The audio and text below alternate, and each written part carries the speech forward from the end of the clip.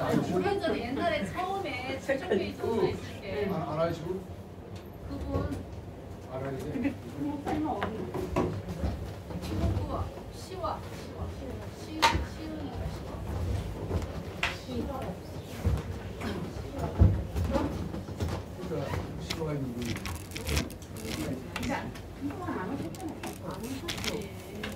생각은 계속 알바를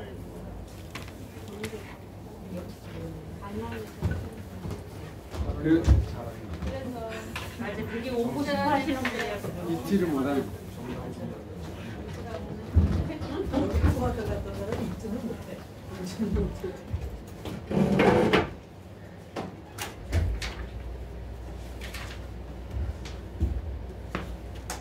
분이 저보다 선배예요.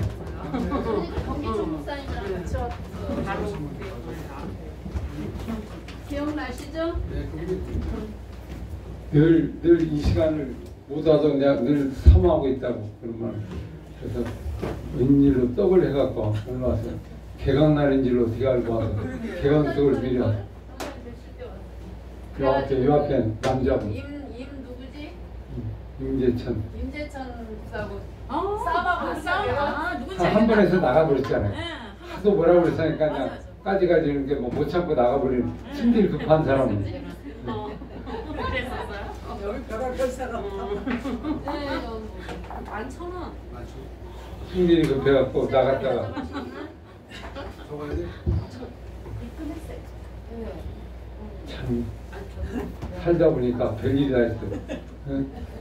아침에 맨 떡을 해갖고 와서 앞에다 놓고 오늘 개강날인지 어떻게 하냐고. 글쎄 하나님께서 이거 떡을 해다 거기다 바치라고 그래서 이제 하늘에서 산떡만 내려주지 말고 육신이 돼서 와야지 떡만 오면 되냐 그랬더니 조만간에 오시게.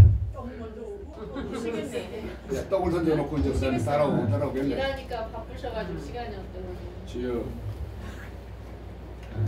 늘 잊어버리지 않고 있다고 그랬어요. 아이고 사람이 다 간 사람들이 그런 것 같아요. 여기 어디 남아있는 분들이 남은 자들이 있냐고 한번 남은 자들 한번 보러 온다고. 참 270장.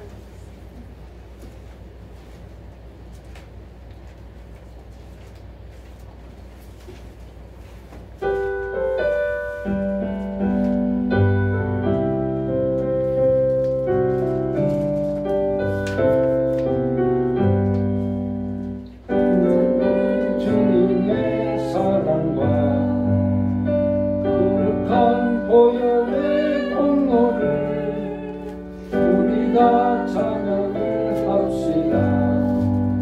주님을 만나볼 때까지 예수는 우리를 깨끗게 하시는 주시니 그의 피 우리를 눈보다 더 이게 하셨네.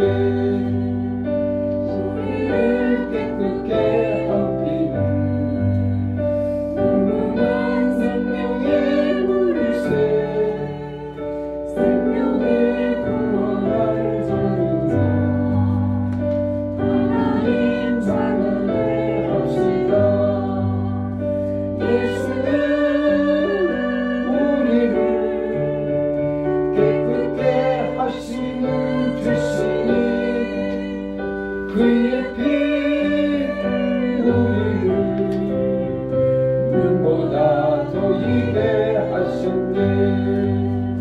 십자가에 가는 노여를 날마다 이기며 나가세.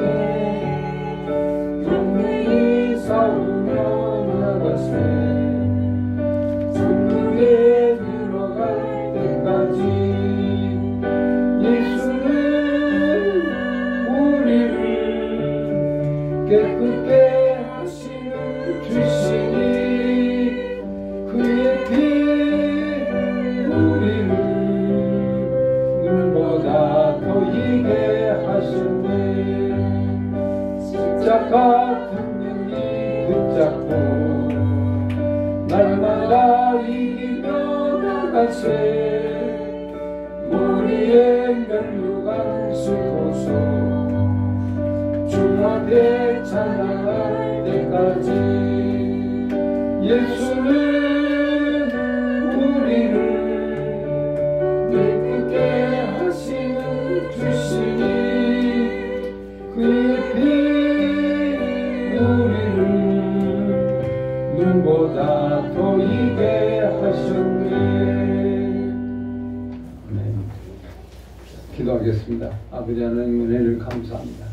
오늘도 복된 날 주셔서 하나님 말씀 함께 배우고 또 묵상하고 또 우리 마음속에 새기는 시간을 주신 아버지 진실로 주의 말씀 앞에 저희들 늘 서고 언제나 영원하신 말씀 붙잡고 마지막까지 승리할 수 있도록 주께서 더하여 주시고 인도하여 주옵소서. 주님을 따르다 보면 우리가 예기치 않은 일들이 일어납니다.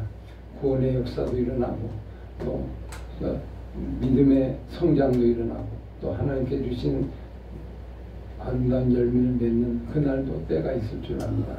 특별히 우리 장성 집사님 특별히 인도해 주셔서 하나님께서 만져주시고 주께서 터치해 주시고 영적인 은혜를 주에서 주셔서 이제는 보이지 않는 하나님을 조금씩 알아가는 기회를 주신 것을 감사합니다. 하나님 부르셔서 이곳에 와서 문을 고치고 또 이 일에 성소에 손을 대고 하나님의 거룩한 곳에 아버지며 붙잡힌 바 되었습니다.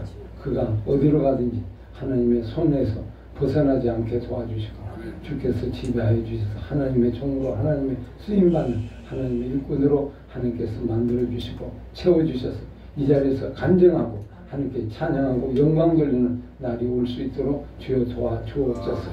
감사하며 예수 이름으로 기도합니다. 아멘. 우리 문 고치러 왔던 우리 집사님 역사가 일어났다. 뭔 또 역사예요? 하나님 앞에 무릎 꿇고 나오게 돼. 뭔 또? 그럼 뭐 3분 간증을 좀 어떻게 했어요? 한마디로 뒤집어진 거예요? 뒤집었어요. 하던 일이 안 되고 그러면서 고난과 역경 가운데 하나님 인도하시는 본인이 경험을 한 거죠. 그래서 좀 내 앞자리 와서 기도를 하게 됐다는 걸 몰라. 주님 앞에 엎드렸다는 건 하나님에게 좀 쓰임 받는 역사거든요. 근데 제가 문고리를 고칠 때부터 알아봤어요. 문고리 고칠 때. 그게 본정신 가지고 되는 게 아니고. 그게 그 비 오는 날에 그 쳐들어와서. 그러면. 자기도 모르게 이게 뭔지 모르게 뛰어가가지고. 그냥 밀려서 끌려서. 이걸 하고 갔으니 하나님 손에 성물에 딱 붙잡혀 됐으니 어딜 가겠어요. 그 말씀이라고. 성물에 접촉된 것은 모두가 다 거룩하니라 이런 말씀. 내가 거룩하니 너희가 거룩하니 거룩해진 거죠. 있는데 그거에 성물에 하여튼 거기 대는 접촉한 자는 모두가 다 거룩하니라. 그러니까 이제 이게 일반 집을 하고 인테리어 하고 그거는 뭐 그렇게 되는데 이거는 자기가 하지만 성물했다는 건 자기가 붙잡히가 된 거죠. 그것도 한 번이 아니고 몸꼬리 한 번 하고 2차, 두 2차 번을 했다는 거는 그냥 완전히 잡힌 거예요. 아니 목사님 수문사경 문 잡고 그다음에 내부 하고 본인 이제 의뢰받고. 이게 이제 하나님 이게 웬일인지 모르지만 하나님께서 인도하셔서 정말 만져주시는 그런 시간들을 좀 경험하고 아주 놀랐습니다. 때가 우리가 승하는데 조금씩 좀 가까이 오네요. 이게 일이 좀 안 돼야 돼. 잘 되면 그게 은혜가. 우리끼리 얘기지만 이게 안 돼. 안 돼요. 하나님 잘. 진짜 그게 은혜.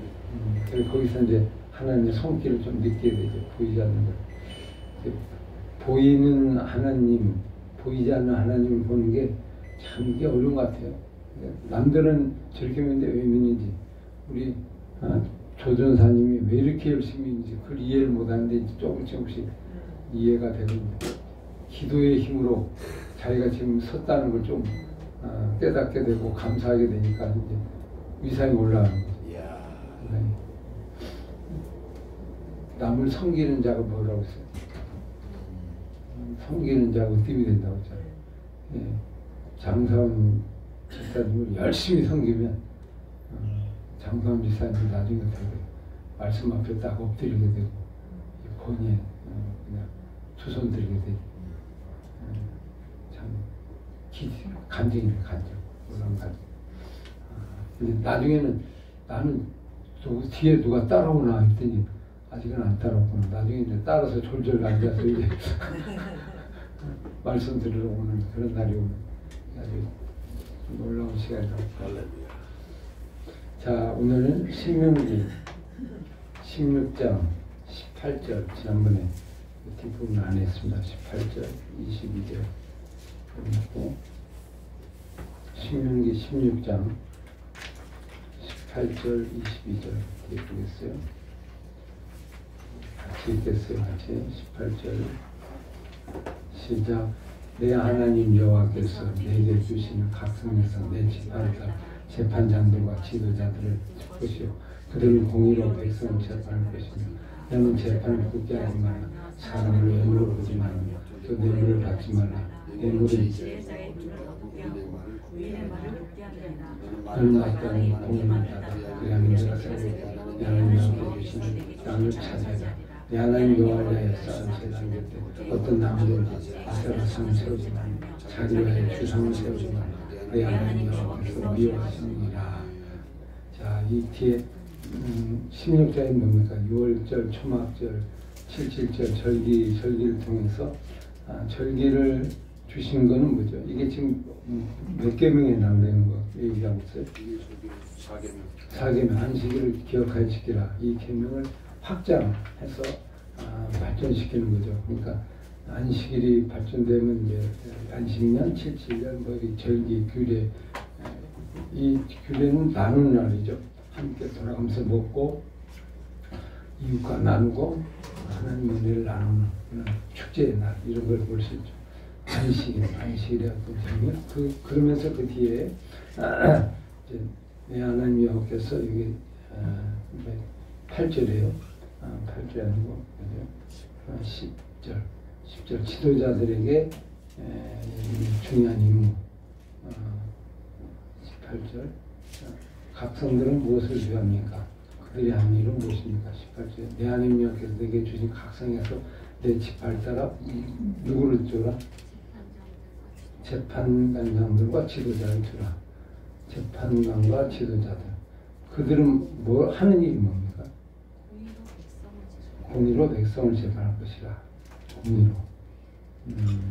재판을 할 때 어떻게 하라고 했죠? 구체적으로 재판을 굳게 하지 말고 사람을 또 뭘 받지 말라? 뇌물 받으면 어떻게 됩니까? 눈이 어둡고 뭐예요? 말이 삐뚤어져요. 말이 잘못 얘기해요. 정직하게 그냥 꼭 이렇게 이상한 얘기해요. 먹고 나면 말이 달라져. 너는 마땅히 공의만을 따르라. 그래야만 내가 살겠고 네 하나님의 주인 땅에서 찾아라. 공의란 말이 나오죠. 공의. 정의와 공의 지난번에 설명했죠. 이건 계속 나오는 얘기예요. 사람들이 이 부분을 아주 혼동됩니다. 어떤 분들 보면 이제 정의와 공의를 정의로 생각하고 또 사랑을 그냥 하나님의 인애 이렇게 생각하는 경우도 있어요. 근데 이제 공의와 정의를 이렇게 보통 얘기하거든요. 거기 공의는 엄밀히 보면 헤세드냐, 오늘 뭐 헤세드니까 그게 사랑이죠. 사랑 속에 공의가 들어있는 거고 인애가 들어있는 거고 그렇게 보면 공의로운 재판, 공의, 정의도 하나님의 정의지만 공의가 하나님 정의이 더 강하죠. 그게 뭐야? 사랑. 하나님의 사랑과 인애가 들어있다. 공의로운 사람이 되려면 어떻게 해야 돼요? 재판관 중에 가장 중요한 게 공의다. 지도자들 공의. 그래서 여기 보니까 외모로 보지 말고 뇌물을 받지 말라. 야, 이게 선거할 때 옛날에요. 이제 우리 선거날 다 오는데 이게 마귀가 이게 기가 막히게 하는 것 같아요. 그래서 일단은 받기 싫어도 밥을 사줘요. 그러면 어떻게 되죠? 저 시골의 할머니들이 할아버지들이 경로당에서 밥을 쫙 돌려. 그러면 이제 먹자니까 먹으면 아유 나 나 당이 달라. 나는 거기 안 줘. 그래 일단 뭐 드세요. 상관없어요. 먹고 나면 마음이 어떻게 돼? 그쪽으로 먹었는데. 먹었는데 이게 고민이야, 고민. 이 찍으려면 양심의 고민이네. 그래서 이게 누를까 말까 그래서 결국 먹는 곳에 인자를 찍는다고 하잖아요. 그러니까 그걸 알고 그냥 열심히 그냥 밥을 사는 거예요. 옛날엔 전부 밥을 샀죠. 돌렸죠. 돈 봉투 돌리고. 근데 그거 없애려고 나라에서 엄청 힘든데 뭐 얼마 전에 돈 봉투 돌리고 뭐 이런 거 하잖아요. 근데 그게 왜 그래요? 이 뇌물이 들어가면 이게 특징이 납니다. 뇌물은 강력한 힘이 있다는 거예요. 뭐죠? 지혜자의 눈을 어둡게 지혜로운 자의 눈을 어둡게 하고 의인의 말을 이걸 바꾸는 능력이 있잖아. 바꾸는 능력. 야, 이걸 마귀가 기가 막히게 하는 것 같아요. 그죠? 그러니까 하지 말라고도 그걸 맨날 쓰죠. 우리 교회에서도 요즘은 안 그런데 한참 동안 죄를 많이 범했죠. 총회장 나오면 뭐예요? 뭐 진짜 밥 많이 사요. 아, 목사님도 밥을 엄청 사요. 정말 그 사람들도 이걸 생각한 거죠. 이게 일단 얼마 쓰면 뭐 당락이 결정된다. 그게 이게 다 밥값이야. 이제 누가 하나 주면 그쪽 지역에 총책임자는 밥값을 줘서 한번 싹 먹게 하고. 저도 이렇게 모임 밥값을 먹었는데 먹는 거 감사하니까 무슨 이제 뭐 이렇게 노예 모임 있잖아요. 이런 걸 가요. 만나면 오늘은 밥을 누가 삽니다. 그래서 누가 뭐 사나 보다. 근데 나중에 밥을 먹고 나면 그때 등장이 돼요. 그래서 뭐 누가 샀다고 얘기해요. 아, 야 이거 잘못 먹었는데 먹으면 안 되는데 먹고 나서 꼭 얘기해. 그러니까 이제 그러면 마음이 좀 이끌리고 나오게 되는데 그런 일들이 세상이나 교회에서도 너무 많이 있는데 이런 일을 하지 말라. 자꾸 뇌물이라는 게 참 이게 무서운 거죠. 정치 속에 뇌물이 들어가면 어떻게 돼요? 근데 정치에 뇌물이 안 들어가면 될까요? 이걸 흔히 보는 거 기름친다고 그래요. 그죠? 그게 있어 돌아가요. 기름이 채야 돌아간다. 그래서 기름치라고 하는데 뇌물 안 하면 뭘로 정치해? 돈 안 하면 어떻게 정치를 합니까? 정치?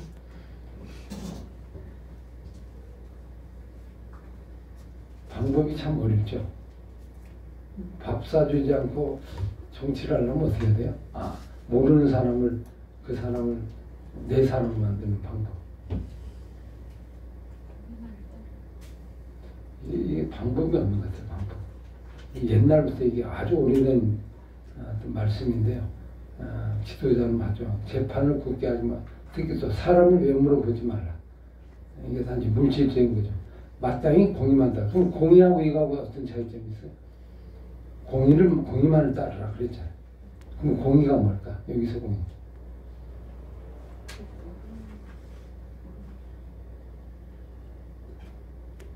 눈에 보이는 거, 물질도 눈에 보이는 거, 외모도 눈에 보이는 거죠. 거기에 따르지 말고 공의만을 따르라.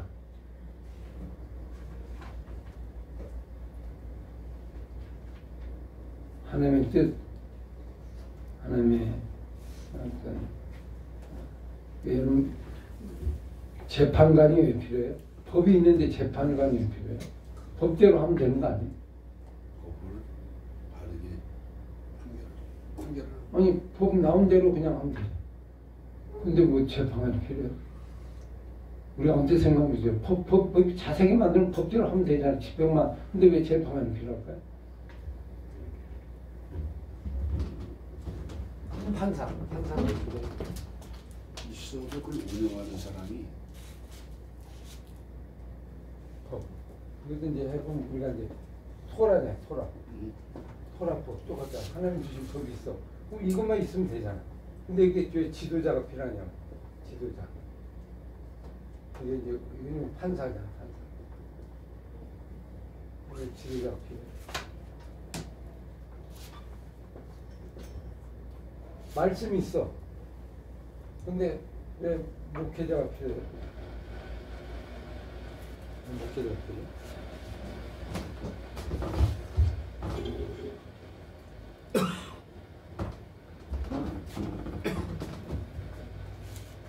왜 필요하죠?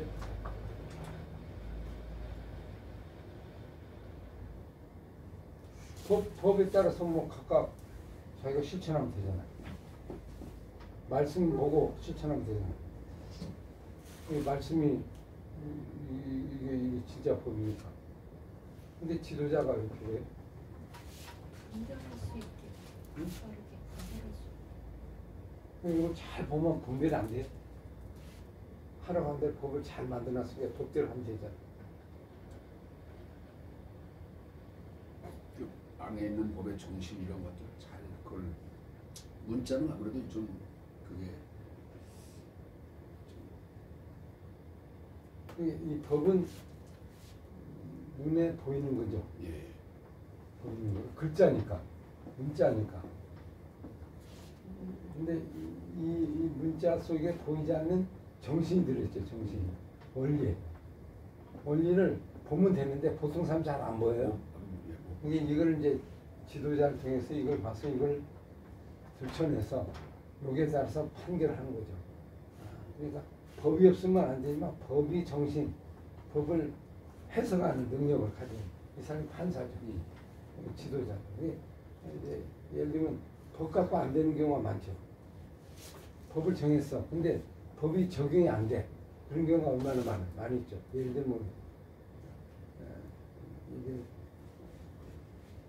도로 교통이 있어. 이렇게 차가 가요. 신호등이 있으면 빨간 신호등은 가면 안 돼. 그죠? 우리 법을 정했잖아요. 근데 예를 들면 여기에 이렇게 타고 가는데 상대방에서 오는 차가 이쪽으로 와. 이렇게 맞은편에서 오면 내가 가던 차가 이 차를 피해서 이대로 가면 부딪히죠. 그러니까 이걸 여기는 게 사람이 없어. 그러면 이쪽에서 튀쳐나가. 법을 어기는 거죠. 그럼 이 사람 선생님 부딪히지 않게 일로 갔다. 그럼 이 사람이 어떻게 됩니까? 이게 중앙성 위반이지만 그렇지만 저기서 오기 때문에 그걸 피했다는 것도 정상 참작이고. 이건 재해석을 해야죠. 그렇지. 만약에 이걸 갔기 때문에 이 사람이 위반이다 이렇게 부르면 그럼 위반은 위반인데 정확한 법의 정신이 아니죠. 이런 경우는 어떻게 해야 돼요? 이 법을 만든 원리를 이해해야 돼요. 왜 이 라인 중앙선을 만들었죠?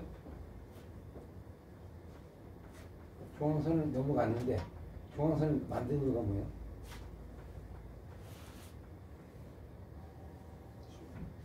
안전을 위해서. 안전, 생명을 지키기 위해서. 지키기 위해서. 생명 중심이에요. 생명. 이 줄이 중요한 거 생명이 중요하죠. 근데 이 경우는 어떻게 돼? 이대로 가면 생명이 죽어. 그러면 중앙선 벗어나서 이쪽을 피해야죠.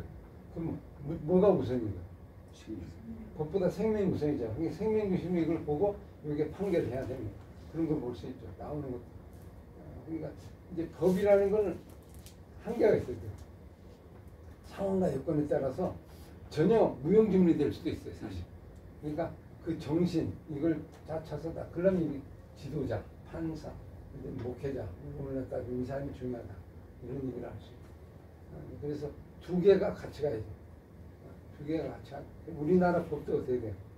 헌법 뭐 누가 만들면 잘 만들었어요. 만드는데 판사가 잘못되면 우리 쪽에서 판사가 어떻게 해요? 아까처럼 판사가 이 법을 잘 지키려면 무슨 훈련을 해야 돼요? 외모 보지 말고 내모 받지 말고. 하나님의 공의를 보는 공의만을 따르는 훈련. 공의 뭐예요?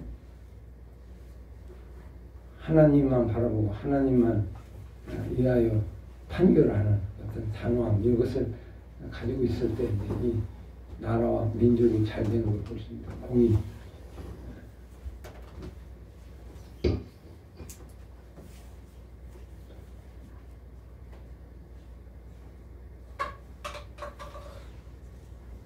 이스라엘 백성이 왜 망했죠?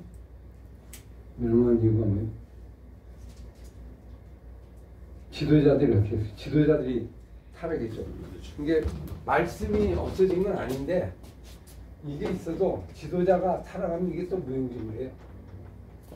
이거 가르치 않으면 헛거죠. 이걸 별로 얘기하지 않으면 헛거잖아요. 그럼 지도자에 의해서 이게 가는 거예요. 예수님도 이제 어떤 하나님의 나라를 이룰 때 말씀이 있지만 말씀을 가르치기 위해서 제자들을 세워서 제자들을 훈련하고 제자를 이어가죠. 그럼 우리가 이제 성경을 봐도 이걸 얼마나 잘 보는가 이 훈련 우리 끊임없이 해서 이 법을 잘 실천하는 그런 삶이 돼야 돼. 지도자 신실해야 돼. 하나님 앞에서 신실한 사람. 자, 그다음에 21절 내 하나님 여호와를 쌓는 어떤 나무든지 아세라 상을 세우면 주상을 세우지 말라. 다른 상을 세우지 말라. 상을 세운다. 상이 왜 상을 세우죠? 자꾸 상을 세우려고 상. 근데 이 상 세우지 말라. 우상인데 보이는 하나님께서 아주 미워한다. 보이는 상을 너무 미워한다. 여러분 교회도 상이 있죠. 어떤 상이 있어요 교회? 제가 요즘에 보면서 좀 느끼는 게 이게 신앙이 성장이 잘 안 되잖아요. 어디까지 가면 이게 정체가 돼요. 그럼 목회자 입장에서 교회를 이제 이렇게 목회를 하거나 할 때 성도들이 좀 신앙을 업그레이드 시키기 위해서 어떻게 하냐면 보이는 것을 자꾸 이렇게 앞에다 이렇게 놔요. 그래서 자꾸 보이는 거에 은혜를 받도록 그렇게 가면서 좀 신앙을 얻게 되는데 오히려 그렇게 하면 할수록 어떻게 되죠? 신앙이 성장이 되기보다 더 잠깐 반짝하는 것 같은데 더 거꾸로 가죠. 역으로 가는 가능성이 많아요. 보이는 것은 우리의 신앙을 성장을 기초는 되는데 그 이상 넘어갈 때는 보이는 게 더 우리에게 더 어떤 해악을 주고서 잘못되게 되죠. 그래서 앞에 부분에 요즘 그 한국교회 옛날에 안 그랬는데 옛날에는 그렇게까지 안 그랬는데 요즘은 성가대를 앞에다가 그러면 이렇게 뭐죠? 가능한 많이 그죠? 숫자를 많이 해서 옛날에 소박했잖아요. 근데 많이 둬서 막 대형 뭐죠? 이렇게 콘서트 하는 그런 것처럼 그런 걸로 자꾸 이렇게 발전이 많이 된 것 같아요. 인후교회, 전후교회 좀 특히 큰 교회 같은 데서 그런 쪽을 자꾸 이렇게 보이는데 그래서 어느 날 갑자기 강단이 성가대로 쭉 이렇게 찬양해서 찬양대가 그래서 찬양대 그 음악 찬양이 좀 비중을 주고 이렇게 가는 그런 흐름이 좀 지금에 많이 일어나고 있는 것 같아요. 근데 한교하면 또 한교하고 자꾸 따라서 왜 그런 현상이 일어날까요?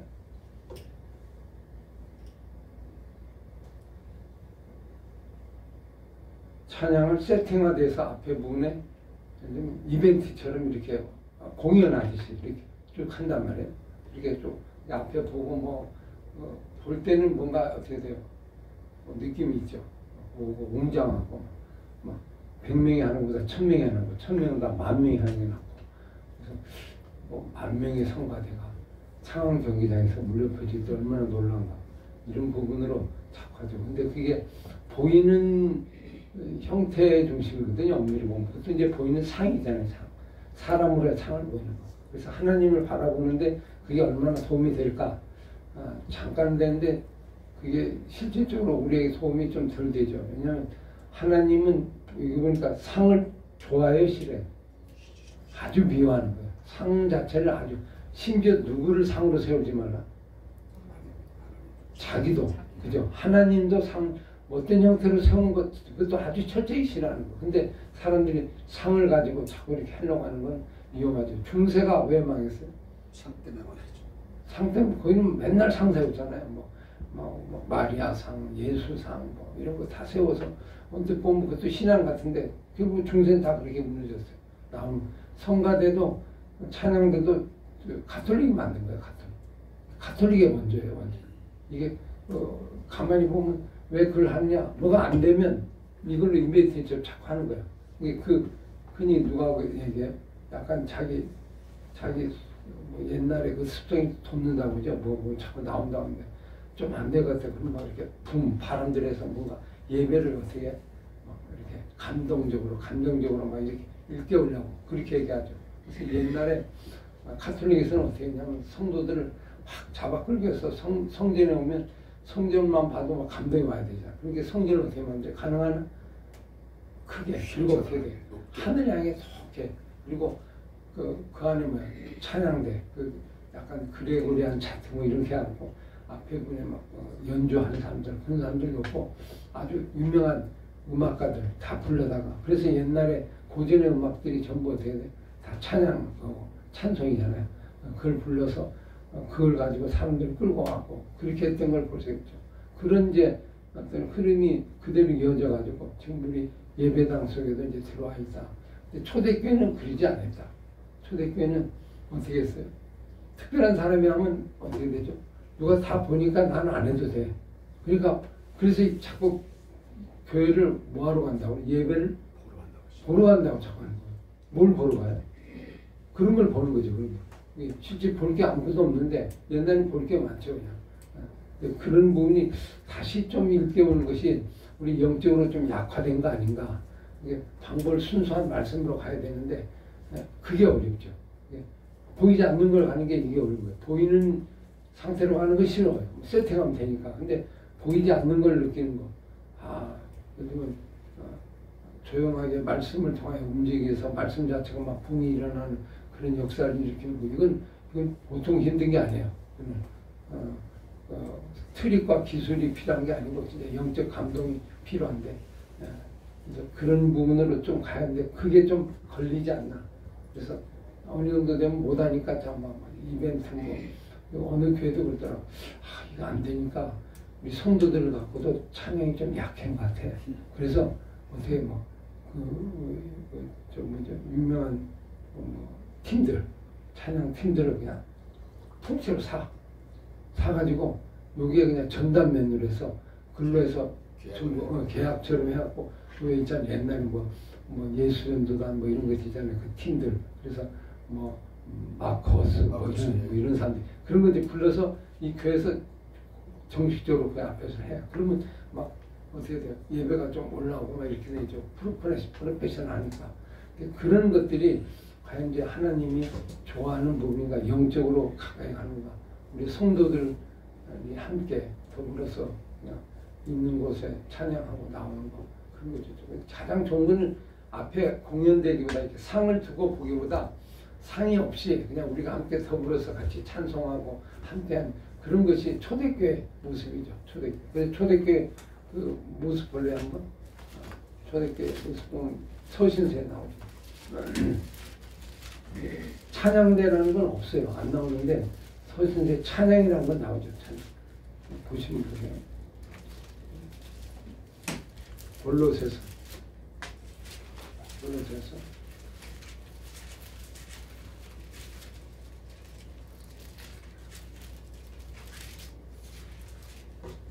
3장 16절 같이 읽읍시다.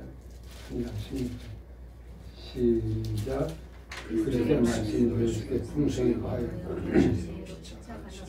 공연하고 시와 찬송과 신령한 노래를 부르며 감사하고 하나님을 찬양하고 그러니까 이게 우리 일종의 말하면 예배잖아요. 말씀이 풍성히 가하고 피차 서로 가르치고 권면하고 시와 찬송과 신령한 노래를 부르며 감사한다. 이건 뭐예요? 서로 공동체가 함께 서로 주고받고 이렇게 화답하고 하는 그런 모습들이 우리 초대교회 어떤 예배의 형태 그런 건 뭐 특별하게 앞에다 뭘 놓고 할 필요가 없죠. 그런 걸 자꾸 세팅하려면 이제 어려워지니까 있는 곳에서 안 하면 찬송하는 거 그런 거 보시죠. 빌립보스, 이 골로새서인데 빌립보스도 보시면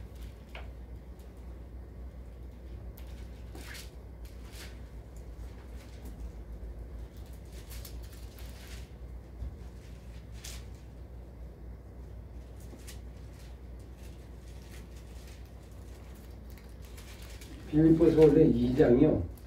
2장에 그 찬송시가 나오거든요. 어딘지 아세요? 초대교회가 늘 보면서 찬송으로 불렀던 찬송시가 있어요. 그게 이 안에 들어가 있어요. 우리가 많이 인용하는 건데 2장에 너희 안에 이만 이만품이다. 그죠? 그게 그 시거든요. 그래서 늘 이 구절을 찬송으로 시를 뽑고 같이 나눴다고 이렇게 볼 수 있는데, 이런 찬송이도 사람이 교회니까 사람을 중심으로 나오는 그런 것들을 우리가 안식일에 안식일법에 해당되는 거라고 볼 수 있습니다. 지도자. 그래서 지도자가 법을 잘 감당을 해야 되는데, 재판관의 역할을 해야 되는데, 공의로운 재판관 하려면 지도자가 뭐 해야 돼요? 말씀을 잘 가르치고 말씀을 잘 훈련하고 하는 지도자의 역할, 교회, 이게 중요한데, 그 31페이지 5번에 보시면 재판관들에게 필요한 건 공의입니다. 공의로운 재판일도 다 하지 못하면 어떤 결과입니까? 실제 일을 하지 못하면 어떤 일이 생기는가? 일반 관료는 재판이지만 교회로 따지면 뭐예요? 하나님 말씀을 잘 전하고 가르치는 그런 걸 볼 수 있죠. 그래서 지금 한국계 위기 중에 하나가 목사님들이 하나님 말씀을 전하는 가르치는 일들보다 다른 일을 좀 많이 한쪽으로 이제 가고 있어요. 이게 일이 투잡, 쓰리잡 이렇게 되다 보니까, 그러니까 원래도 카페라도 목사님 할 수 있고, 뭐도 할 수 있고, 복지도 할 수 있고, 뭐 할 수, 요양도 할 수 있잖아요. 그러다 보니까 그런 쪽으로 많이 가지, 뭘 진짜 하면 말씀을 가르치고 전하는 목회자들이 적어지고 있어요. 이게 거기는 안 해요. 그럼 어렵잖아요. 이렇게 딱 보면 이건 훨씬 쉽잖아요, 그냥. 근데 이건 한도 끝도 없잖아요. 하면. 그러니까 큰 효과도 없어요. 이쪽으로 오는 사람이 적고, 목회자가 많은데 그냥 일들 있죠. 여러 가지 일과 관계된 봉사하고 섬기는 그런 쪽으로 거의 이제 목회자 수가 많아서 진짜로 가르치고 전하는 목회자가 교회에 아주 적은 거예요. 그러니까 말씀을 재판하듯이 잘 적용하고 하는 이 지도자가 적어지니까 결국 말씀 자체도 어떻게 돼? 교회에서 멀어지게 되고 약하게 되고. 이게 목사의 원래 임무가 뭐죠? 원래 목사는 그런데 우리가 편의에 만들고, 진짜 목사는 뭐예요? 목사는 하는 일이 뭐죠? 목사? 설교하고 가르치고 전하고 권면하고 이 일이에요. 사실 이게 가장 중요한 일인데, 이 일을 이제 별로 안 하면 그 다음부터 목회자의 어떤 부분이 정체성이 흔들어지잖아요. 이런 사람이 작아지면 이제 교회는 약화되고 힘들어진다, 이렇게 볼 수 있죠. 그래서 옛날에 보면 나는 가수다 그래갖고, 내가 누구냐 가수다 노래 부르잖아요. 근데 나는 목사다 그러면 말씀을 가르치는데 정통을 해야 되는데 그 일에 있는 목사가 찾기가 아주 적어지니까, 그래서 요즘 담임 목사들이 부교육자를 찾는데 어려운 점이 뭔지 아세요? 성경을 가르칠 수 있는 그 교회학교 그 지도자들이 없는 거예요. 적는 거예요. 다른 일을 하고. 그러니까 막상 이 일에 대해서는 별로 크게 관심 없고, 그러니까 교회가 말씀으로 세워나가는 게 점점 어려워지는 그 시대 속에 있죠. 신학교가 이제 그러다 보니까 어쩔 수 없는데, 신학교도 제가 지난번 얘기했잖아요. 우리 장신대가 가장 좀 이제 앞서간 그런 학교인데도 불구하고 학생들이 제일 재미없는 과목이 성경 과목이다. 그래서 인기 없는 과목이 돼서 사람들이 관심이 전혀 없는. 그러니까 신학교를 가도 그냥 자기에 있는 어떤 일과 목회 여러 가지 일들을 발견하는 그런 점이 아쉽죠. 참 그런 거 보면 점차 위기가 많이 오게 되는 걸 볼 수 있다. 자, 그 다음에 17장. 17장은 뭐에 대한 거냐면 5계명이 뭐죠? 5계명. 4계명이 끝났죠. 5계명이 뭐죠? 부모를 공경하라. 근데 부모를 공경하라는 내용이 뭐다 이제 다른 것들이 나와요. 그래서 17장은 뭐와 관계냐면 권위에 관계돼요. 권위. 17, 18장. 그게 부모 5계명에 관계된 거죠. 한번 읽어볼까요? 앞에 32페이지 그 들어가는 말에 시작. 17장, 18장 권위에 대한 것. 그것은 10계명, 5계명 부모에 대한 것과 연결됩니다. 집안에는 부모가 어떻습니다. 부모 공경이 이루어지지 않는 모든 질서는 사라집니다. 존경받을 대상이 재판관, 왕, 제사장, 선지자들이 있습니다. 이것들은 위로부터 내는 권위에 순종하는 걸 특징하고 있다. 하나님이 세우신 대표적인 권위, 왕, 재판관, 제사장, 선지자는 이것은 그리스도의 삼중직에 해당하고 직무와도 연결된다. 그래서 이 부모 권위잖아요. 부모의 말 순종하는. 근데 그런 면에서 17장은 어떻게 돼? 재판관 또 예를 들면 지도자 뭐 그런 부분에 대해서 언급을 하고 있습니다. 같이 한번 볼게요. 자, 17장 1절 1번 여기 교재에 보시면 하나님 위에 쌓은 재단 곁에서 금해할 게 뭔가 아까 21절 22절 했고 하나님께 드리는 제물의 특징이 뭔가 17장 1절 흠이 없나?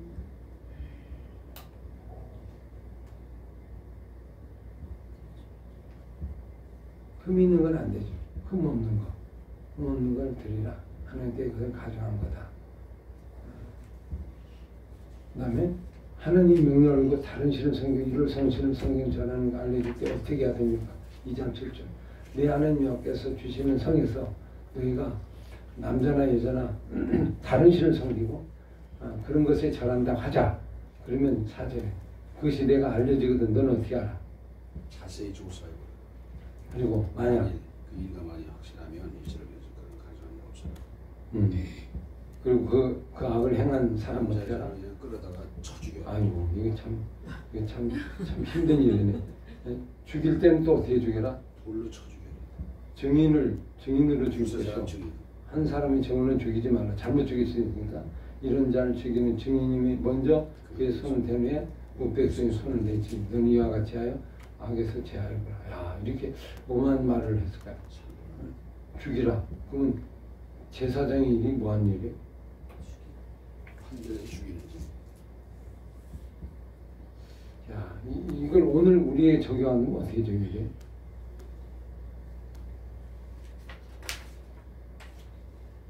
지도자가 이 일을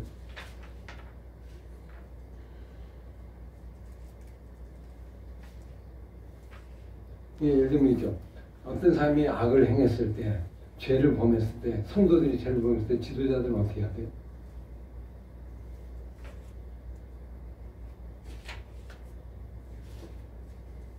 이런다고 하자. 자꾸 예를 들면 자꾸 미아리 처녀 보살한테 자꾸 가고 또 어디 가서 사주 보는 데 가고 자꾸 이렇게 간다고 하자. 그러면 이 권사님이 그러고 있다. 그러면 간다고 하자. 그럼 어떻게 알아?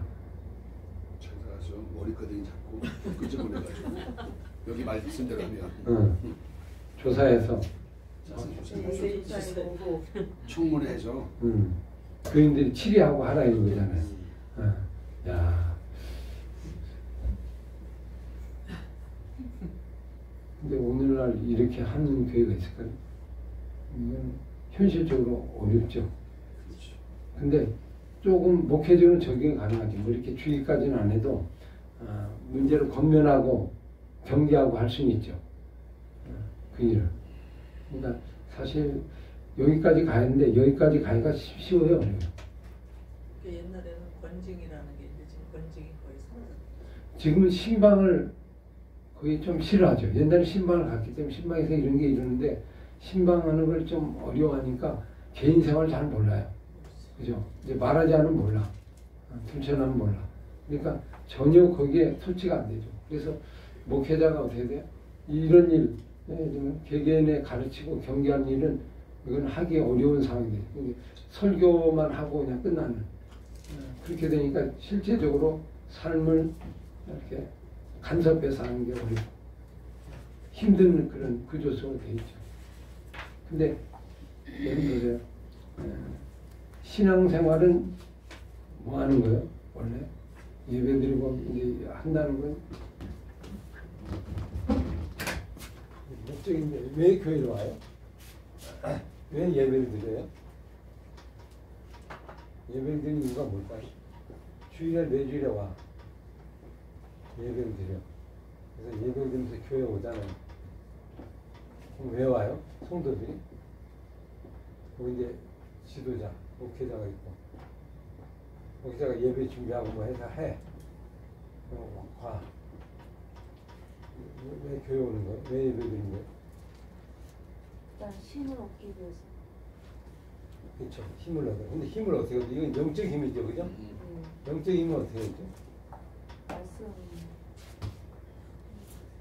영적 힘을 얻어. 근데 힘을 어떻게 돼?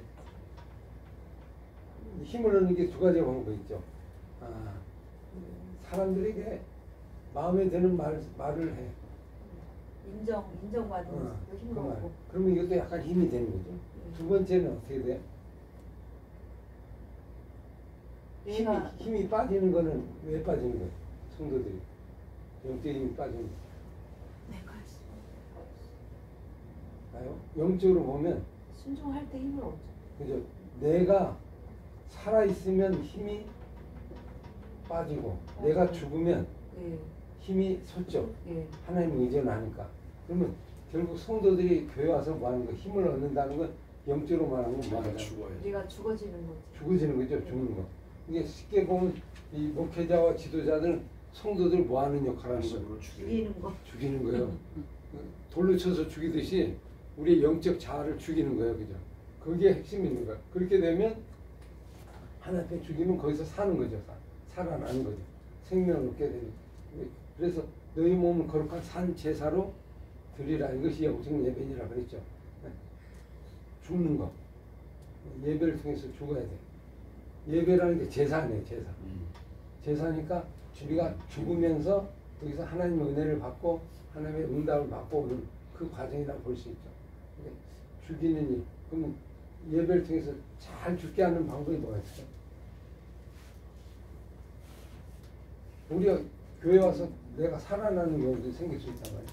잘 죽으려면 어떻게 우리가 이걸 진행을 해야 돼요? 말씀을 전하는데 말씀을 어떻게 해야 돼요?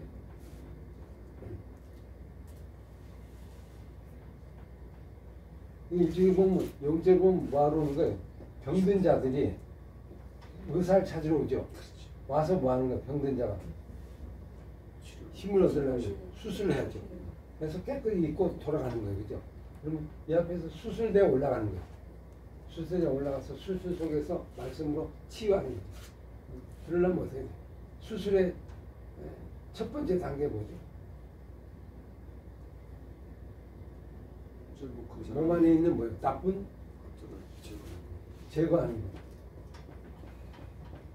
거. 없애고 그 다음에 그 안에 새로운 걸로 이렇게 채워넣는 거잖아요. 그래서 이 예배를 드려서 결국 드린 건 내가 죽는 거잖아요. 죽는 자. 어떻게 죽이냐가 문제예요. 어떻게 죽여야 돼?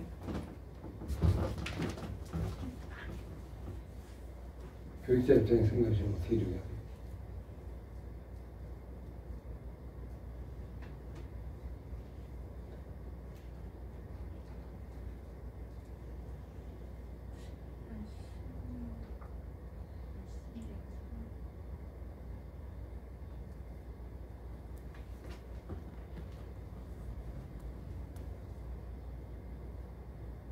여기 보세요. 이게 계속 죽이는 장면이 나오는데 8절 볼까요? 이걸 좀 이제 우리로 말하면 물리적인 게 아니고 그냥 영적으로 같이 포함해서 같이 얘기해 볼게요.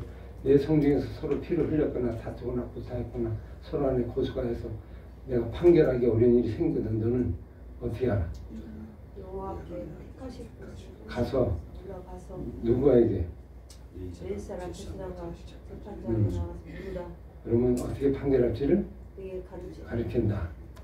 여호와께 택하신 것을 그들이 내게 보이는 판결의 뜻대로 내가 행하되 그들이 내게 가르친 대로 삼가 행하라. 그들이 내게 가르친 율법의 뜻대로 그들이 내게 말한 판결대로 할 것이고 그들에게 보이는 판결을 어겨 좌로나 우로나 치우치지 말 것이라. 만약 무법하게 행하고 내 하나님 앞에 섬기는 제사냐 재판이 듣지 아니하거든 그 사람은 어떻게 하라? 죽여라. 그래야면 온 백성이 뭐한다? 다시는 그게 이제 초대교도 이런 일이 한 번 있었죠. 아나니아 삽비라고 어떻게 했어요? 와서 순종하지 않으니까 그냥 나중에 죽게 되죠. 말씀대로 따르죠. 거짓말 하니까 가르치는 대로 상가 행하죠. 그렇게 보면 결국 교회는 말씀이 있으면 말씀을 전하고 가르치는 판결하는 그 사람이 중요하죠. 그 사람을 통하여서 우리의 삶을 고치고 깨끗게 하고 바르게 하는 그런 일들을 참 일어나야 되는데 실제적으로 이렇게까지 가기는 현실적으로 어렵죠. 왜냐하면 예배를 드리러 가면 지금 우리 같은 경우는 죽기 어려운 구조예요. 죽기 어려운 구조라는 건 뭐냐면 선택이 내가 있잖아요. 내가 싫으면 관두는 거 언제라도. 그럼 터치를 못해. 강압적으로 할 수 있는 상황이 아니야. 그러니까 어떻게 돼요? 자기가 결단하지 않으면 죽기가 어려운 거죠. 죽으려면 어떻게 돼? 누가 나를 이렇게 압박을 해야 돼. 구속을 받아요. 봐요. 지금 이게 이제 부모 공경과 관계인데 자녀들이 가장 잘 죽을 수 있는 방법이 뭐죠? 고아는요, 자기가 고집이 있어요. 자기 죽기가 어려워요. 왜 고아가 어렵죠? 부모 없이 혼자 돌아다니니까 버릇이 없어요. 그냥 자기 마음대로 그냥 하죠. 망아지처럼. 근데 부모가 있는 자녀는 그거는 잘못되면 연평 말대로 죽이죠. 그렇죠. 부모하고 자녀는 어떤 사이예요? 자녀는 부모에게 공경을 하고 있죠. 공경하는 건 뭐죠?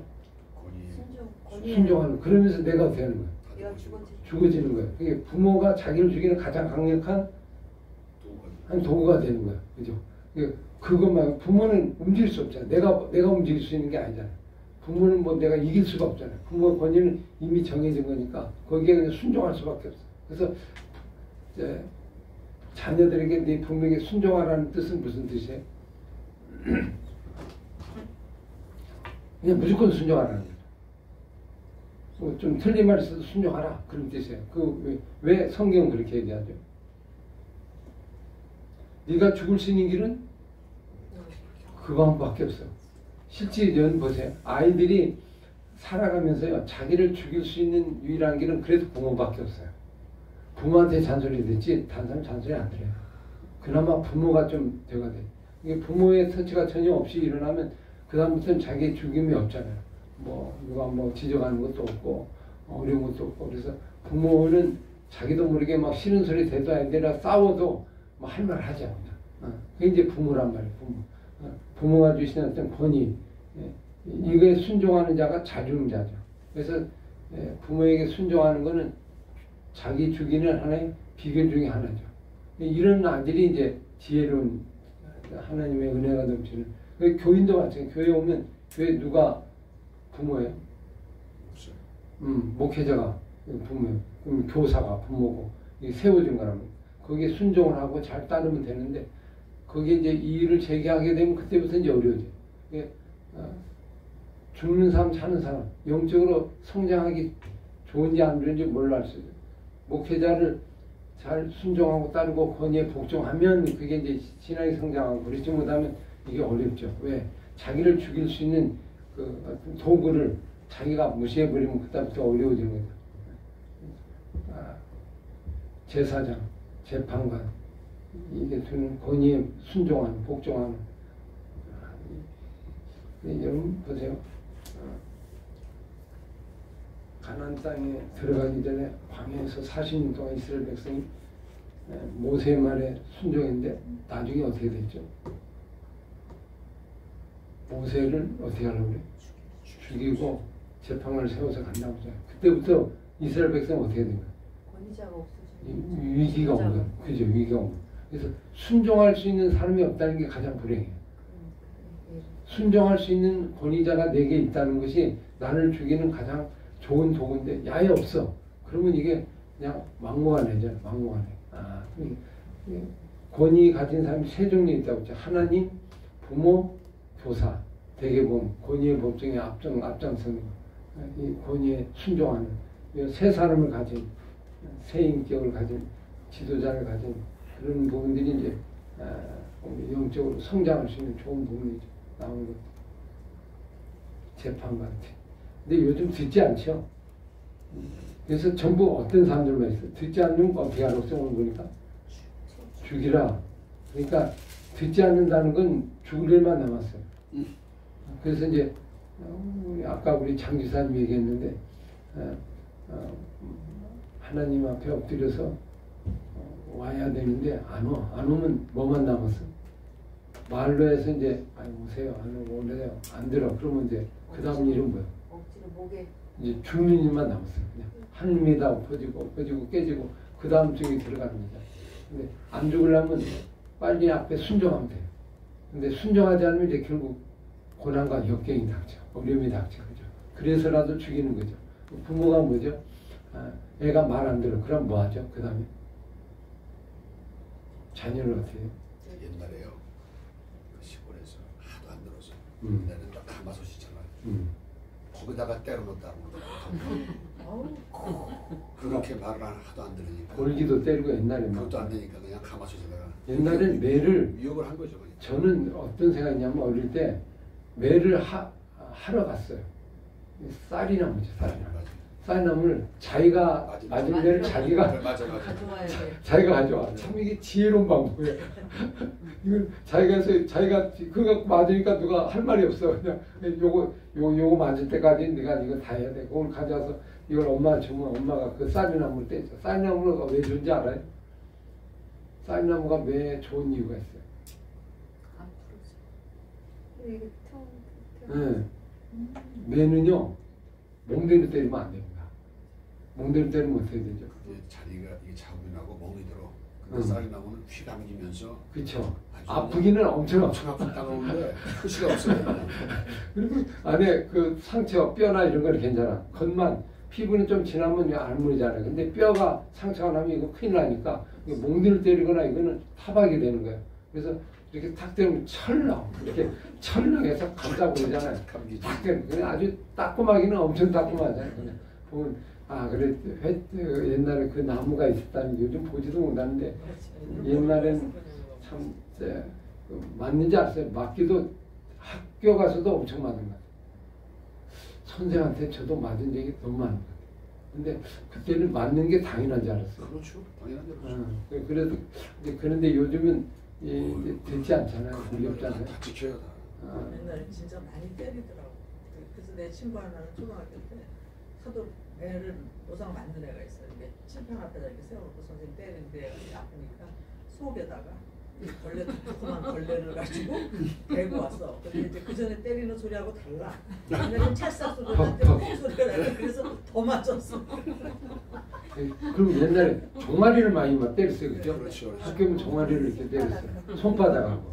그래서 이건 손바닥을 아무리 맞아도 여간이 상처가 안 나는 거예요. 똑같아요. 종아리도 마찬가지예요. 터지지만. 그래서 이제 그런 것도 아주 지혜롭게 방법을 구해서 아니 알고 보면 그게 건강에 좋은 거야. 그치. 종아리 이런데 자꾸 잘 고집이 머리가 좋아지고 사실은 좀 모유가 있겠지만 아니, 비법이 있었네 그게. 그게 왜냐면 종아리는 제2의 심장이거든. 자극을 시켜주니까 피 잘 돌고 여기도 자극을 주니까 머리 좋아. 발바닥도 때리고. 그렇죠. 예.